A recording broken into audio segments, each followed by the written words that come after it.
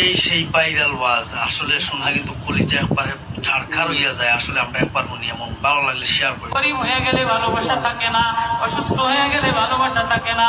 চোখের কোনায় যদি ময়লা হয় বান্ধবী তাকায় না, তোর চোখের কোনায় ময়লা। নাকের কোনায় যদি ময়লা হয় তো বন্ধু বান্ধবী তাকায় না। এখানে যদি একটা ফোড়া হয় তো বন্ধু বান্ধবী তাকায় না। ভালোবাসা মিলান হয়ে যায়, অভাবে পড়লে ভালোবাসা মিলান হয়ে যায়, অসুস্থ হয়ে গেলে ভালোবাসা মিলান হয়ে যায়।